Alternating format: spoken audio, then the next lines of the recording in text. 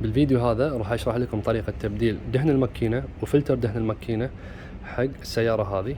احنا عندنا سوبارو BRZ، لكن الطريقة المتبعة في تبديل دهن الماكينة وفلتر دهن الماكينة راح يكون مطابق في العديد من السيارات.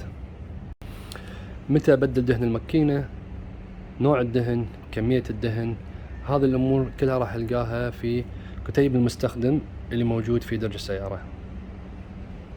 المعدات اللي راح احتاجها حق الشغل راح يكون تورك رانش، راتشت عادي، سوكت، مفتاح مقاس 14 ملي، وهذا المفتاح يستخدم في فتح الفلاتر في حالة ان الفلتر ما كان راضي يفتح وياي. طبعا هذا شيء اضافي. بعدين بالنسبة حق المواد راح احتاج فلتر جديد، غاز جيت حق الدرين بلاج، غاز جيت جديد، الدهن فيسكاستي الصحيحة بالكمية الصحيحة، وراح احتاج نظارة احمي فيها عيني، وقفازات احمي فيها ايدي، وشغلة يجمع فيها الدهن الوسخ.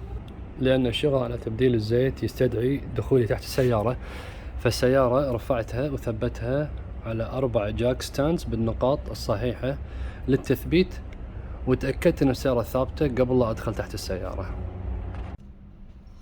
من الامور المهمة اللي راح تفيدني عشان استخلص اكثر كمية زيت من السيارة ان السيارة تكون على حرارتها الطبيعية. الحين السيارة باردة، انا شغلتها ونطرت السيارة لين تحتر. لما تحتر وياي السيارة راح اطفيها، ومن بعد ما اطفيها راح انطر ما بين 5 إلى 10 دقائق عشان الدهن اللي صاعد بالماكينة وتوزع ينزل تحت ويتجمع تحت الماكينة بالاويل بان عشان اطلعه. الحين بعد ما احترت الماكينة وتركتها قرابة 10 دقائق عشان الدهن ينزل تحتها، ولما نفتح البلاج معظمه ينزل، راح ابلش بالشغل.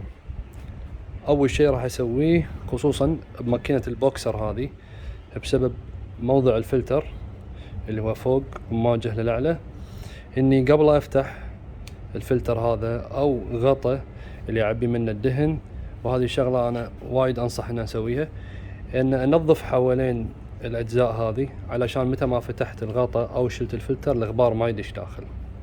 طبعا اقدر استخدم فوطة بتنظيف الغبار حوالين هذه القطع، ولكن بسبب طبيعة تصميم ماكينة البوكسر قاعدة فلتر الدهن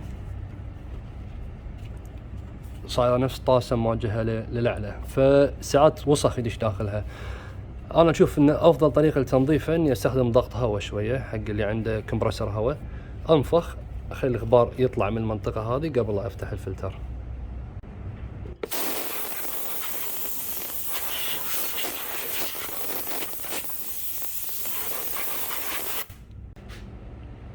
الحين قبل أفتح سدادة الدهن من تحت الماكينة راح أفتح غطاء تعبئة الدهن علشان أنفس عن السيستم وأخلي الدهن ينزل بسهولة.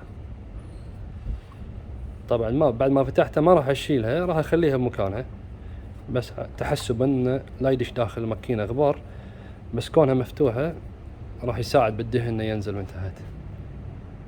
أنا الحين قدام السيارة نزلت تحتها، رحت تحت الماكينة في الغطاء هذا. الغطاء هذا راح يكون في الفتحة هذه، هني أشوف البرغي اللي إذا فتحته ينزل وياي دهن الماكينة.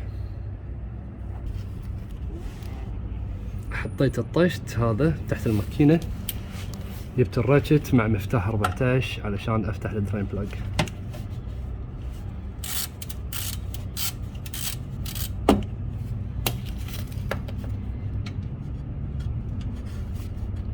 هذا البرغي أسنانه قصار، فبأي لحظة راح ينفتح وياي.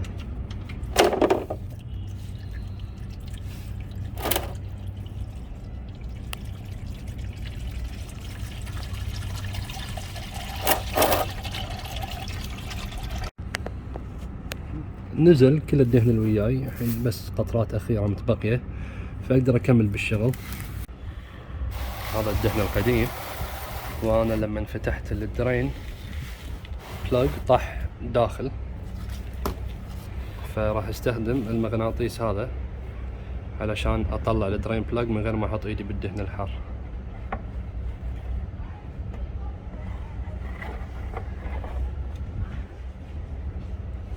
هذا هو. نظفت الدرين بلاج وراح استخدم غاز جيت معدني جديد. طبعا الجزء الاملس يكون باتجاه البرغي، والجزء اللي ماخذ شكل مستدير هذا راح يكون باتجاه الماكينة. الحين لازم اشد البرغي بالتورك الصحيح علشان امنع التسريب. برغي السيارة هذه ينشد على 29 فوت باوند. انا الحين مجهز التورك رانش على 29 فوت باوند. طبعا الرقم هذا راح يختلف من سيارة لسيارة، ولان مفتاح 14 اللي عندي مقاس 3/8 والتورك رانش مقاس نص انش، راح استخدم الادابتر هذا وصله بينهم.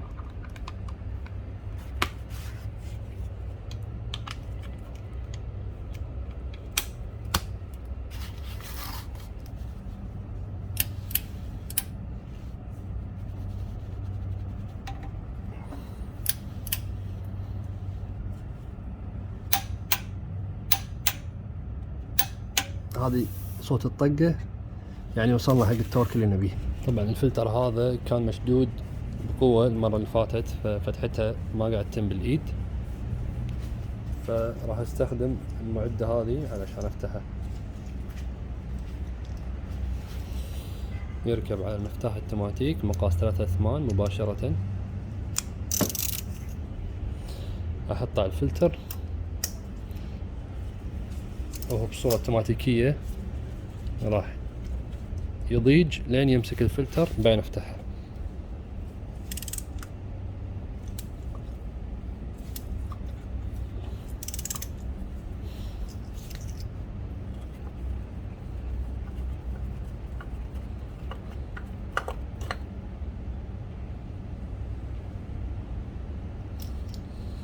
لما نشيل الفلتر القديم شغلة مهمة لازم انتبه لها، ان السيل المطاطي هذا اللي موجود على الفلتر ما يكون لاصق على قاعدة الفلتر، لان اذا كان لازق ويت اركب الفلتر جديد راح يصير سيل مطاطي مال الفلتر جديد راكب على سيل مطاطي مال الفلتر القديم اللي ما انشال، فمهما اشد عليه ما راح يتسكر عدل وراح يصير عندي تسريب دهن. لازم انظف السطح اللي راح يركب عليه الفلتر الجديد واتأكد انه ما يكون فيه اي وسخ.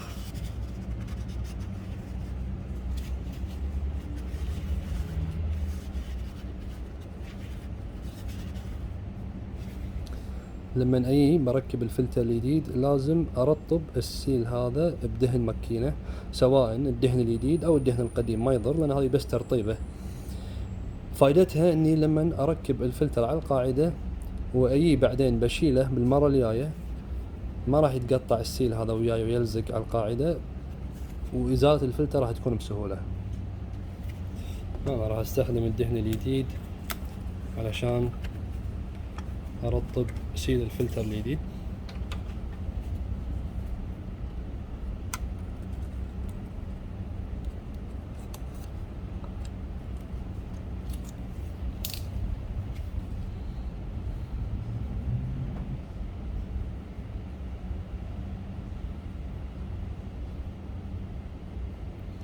بعد ما رطبته راح اركبه بمكانه.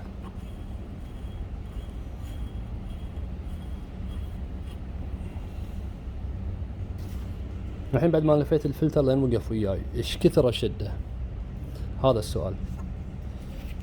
بالنسبة حق الفلتر هذا الشد يتم عن طريق التورك رانش، والتورك المطلوب قرابة 10 فوت باوند، لكن خلنا نفرض ان المفتاح هذا ما عندكم اياه، فما راح تقدرون تمسكون الفلتر وتشدونه بالتورك الصحيح.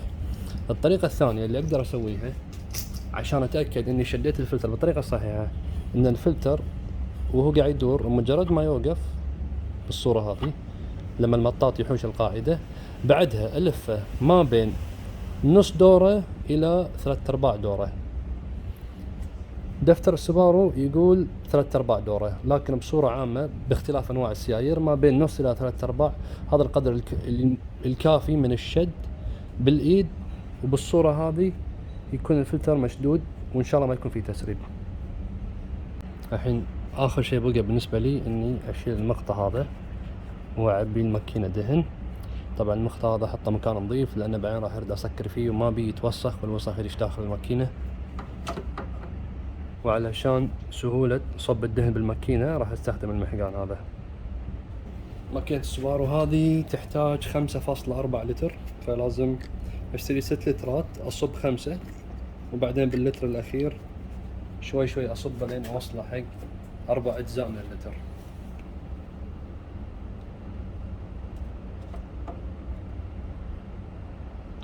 الحين انا عبيت السيارة بس 5 لترات وراح اخذ قراءة حق الزيت اشوف وين وصل.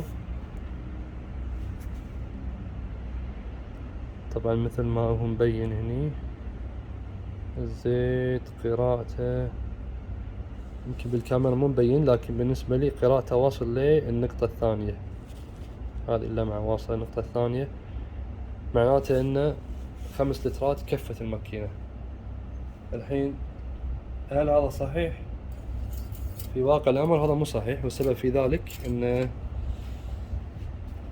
5.4 لتر الكمية اللي تحتاجها الماكينة لما اركب فلتر جديد. يعني جزء من الدهن لازم يدش داخل الفلتر، والجزء اللي يدش داخل الفلتر لحين ما دخل فيه.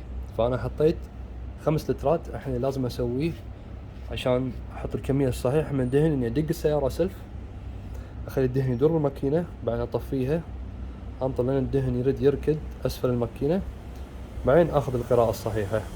راح ينقص تحت النقطة الثانية اللي هي نقطة الفل، ولما ينقص تحت النقطة الثانية راح ابلش استخدم اللتر الاخير، افتح المقطة واعبيه شوي شوي لين اوصله للفل اللي هو قرابة 4 اجزاء من اللتر. الحين بعد ما شغلت السيارة حق دقايق ورديت طفيتها وهم عطيتها دقايق ان الدهن ينزل لاسفل السيارة،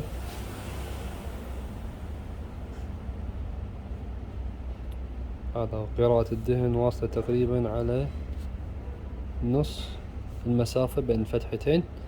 فالحين راح افتح مرة ثانية غطا مكان تعبئة الدهن، راح اركب المحقان، راح استخدم اللتر السادس من لتر الدهن اللي عندي، وراح اعبيه لين اوصل ل4 اجزاء من اللتر. وانا اعبيه راح ابلش اشيك على مستوى الدهن انه ما يعدي النقطة الثانية اللي هي نقطة الفل.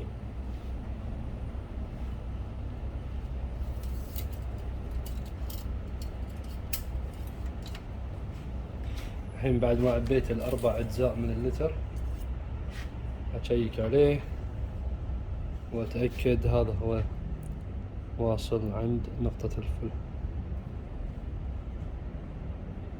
شغلة أخيرة بس قبل نخلص الفيديو، هذا الدهن القديم، الدهن هذا ما ينكب بالصرف الصحي.